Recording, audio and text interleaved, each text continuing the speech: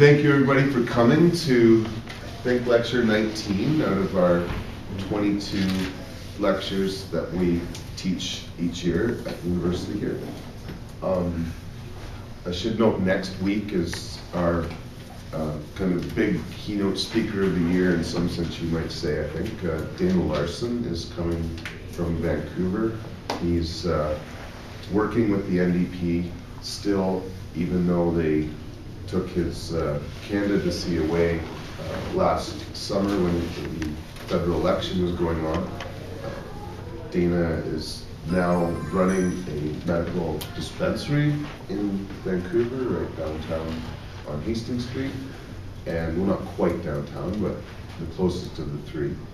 And his experience goes back longer than mine as editor of Cannabis Culture, founding editor of Cannabis Canada, to become Cannabis Culture, and also through that closely sort of associated with many of Mark Emery's campaigns and things. So yeah, Dana's quite the interesting character, and we're looking forward to having him come next week. But before we get to politics, well, I guess today is a lot of politics.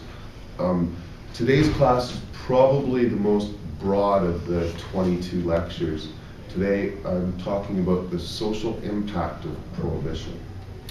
And I think I should start by, maybe not word for word, but quoting Norm Stamper of Law Enforcement Against Prohibition.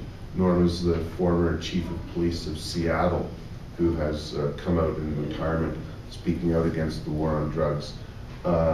Norm's words are essentially that the prohibition of drugs and the war on drugs has been the worst set of international policies since slavery, or comparable to slavery, or second to slavery, in terms of how horrible and widespread the implications are. And in fact, while slavery was obviously horrible for the people that were held in captivity, there's a difference in that the entire world is held hostage to this war on drugs, and the entire world is right now engaged in a civil war, or civil wars are being raged around the world if the governments are involved in the distribution of the drugs themselves.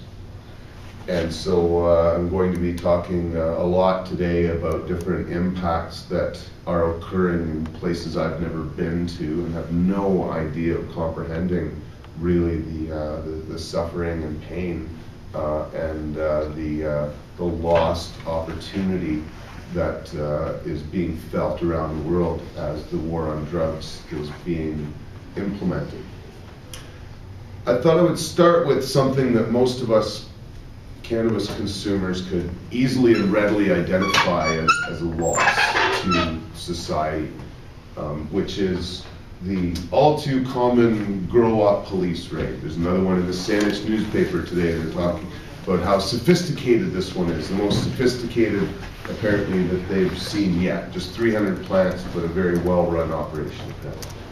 There's a lot of time and energy that goes into maintaining a grow-up and keeping it out of the eyes and ears of the neighbors and law enforcement, if possible.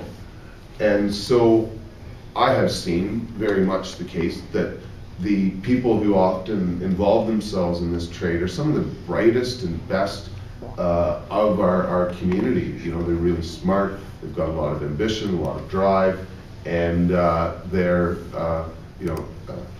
goal of growing cannabis is made illegal by the government. If it could be legal, I assure you the entrepreneurs in this business would outdo any other.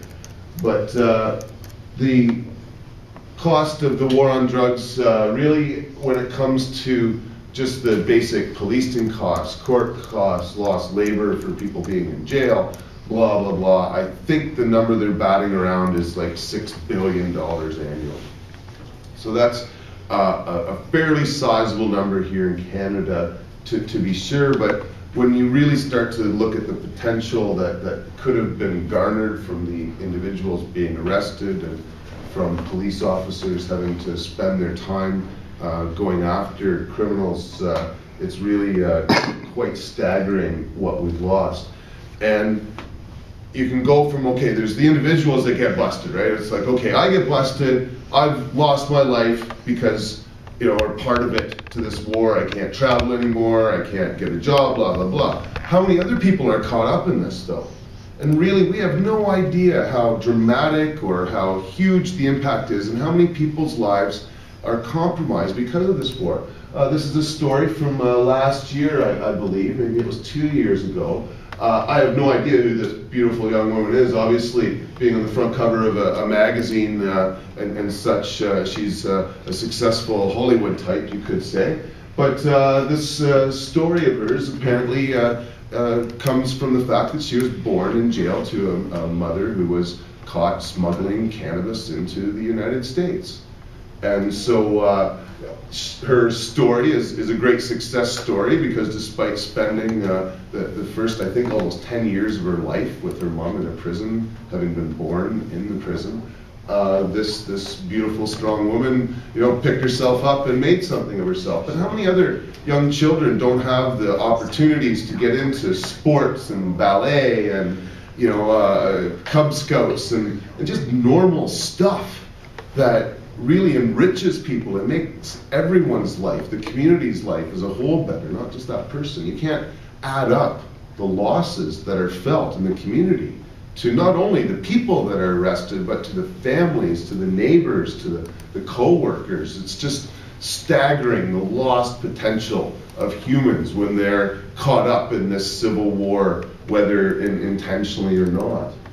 And in the United States in particular, the story is just so obscene that it's hard to get your head around how many people are right now sitting in jail because they made the mistake of thinking that they could do what they want, when they want, and no one could tell them what drugs they could use or what they could sell. In some cases, the mistake they made was being born into a poor neighborhood where there was really no opportunities. The best thing that you could hope for is to become the manager in McDonald's, because really there's just nothing out there. The chance of starting your own business in many cities in the United States before this recession was like nil for a decade at least.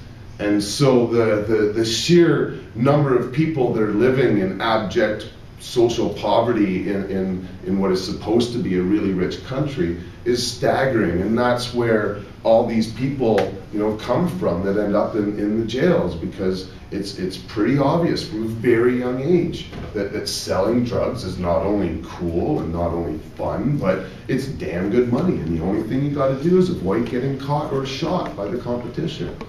Which is becoming more of an issue these days than being caught. But the jails are not only a problem certainly from the drug user end, but from an economic end, it's become one of the fastest growing businesses or industries in the United States, and it's not bound to slow down with prohibition. In fact, I've heard recently on the radio they want to get a jail in Port Alberni because the neighborhood used to be all against it. Maybe people online don't know Port Alberni, but it's a small town of, I don't know how many, 15,000 people or 20,000 people up on Vancouver Island. And now, with the way the forest industry's gone, they see getting a jail is actually a really good job. Or jobs, union jobs, and that it's a stable industry that's not going to disappear like the trees. So the more poor people there are, the more chances there are for small towns like Port Alberni to get into the prison industry. So really, it's scary how the war on drugs and poverty feed into each other, and the military seems to be able to prey on it, or military types. So and it's something where when we look at some of the sort of victims and the social costs and what really drives a lot of the criminal activity, it's really easy to kind of stereotype the drug users, right? And for a lot of potheads, it's like, oh, why are you bugging us? You should be going after the crack